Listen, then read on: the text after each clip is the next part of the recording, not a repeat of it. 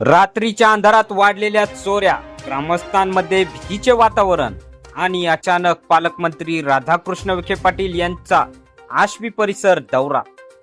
संगमनेर तालुक्यातील आश्वी खुर्द व आश्वी बुद्रुक आणि परिसरातील गावांमध्ये गेल्या काही दिवसांपासून वाढलेल्या चोऱ्या, घरफोड्या आणि संशयास्पद हालचालींमुळे नागरिकांमध्ये भीतीचे वातावरण निर्माण झाले आहे.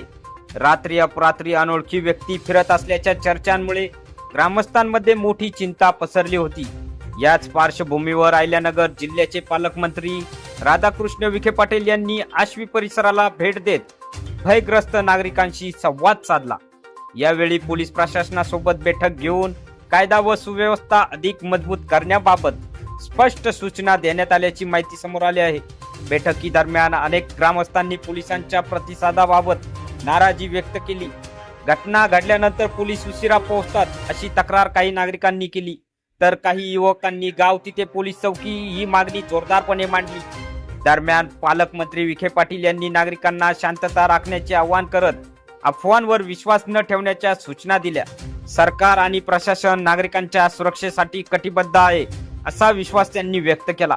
यानंतर शनिवारी रात्री आश्वी पोलिसांनी विशेष तपासणी मोहीम सुरू केली. आश्वी बुद्रुक येथील छत्रपती शिवाजी महाराज चौक परिसरात वाहनाची तपासणी, नंबर प्लेट पडताळणी आणि संशयितांची चौकशी करण्यात आली. या कारवाई दरम्यान काही विना नंबर प्लेट वाहने पोलिसांनी ताब्यात घेतल्याची माहिती समोर आली आहे.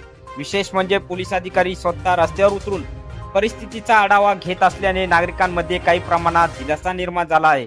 मात्र आता अनेक प्रश्न उपस्थित होत आहेत. ग्रामीण भागात गुन्हेगारी वाढत आहे का? नागरिकांना स्वतः रात्री गस्त घालण्याची वेळ का आली? आणि सर्वात महत्त्वाचं म्हणजे आश्वी पंचक्रोशीतील नागरिकांना पूर्ण सुरक्षतेची खात्री नेमकी कधी मिळणार? या विशेष मोहिमेमुळे आता चोरी आणि दरोड्यांच्या घटनांवर कितपत आळा बसणार आणि ग्रामीण भागातील नागरिकांना सुरक्षतेची भावना कितपत मिळणार याकडे संपूर्ण आश्वी पंचक्रोशीचे लक्ष लागले आहे. या संपूर्ण प्रकरणावर तुमचं मत काय? गावागावात कायमस्वरूपी पोलीस चौकी असावी का? तुमचे मत कमेंटमध्ये नक्की सांगा. व्हिडिओ आवडला असेल तर लाईक करा, शेअर करा. निर्भीड जनता न्यूज चॅनलला सबस्क्राईब तसेच फॉलो करायला विसरू नका.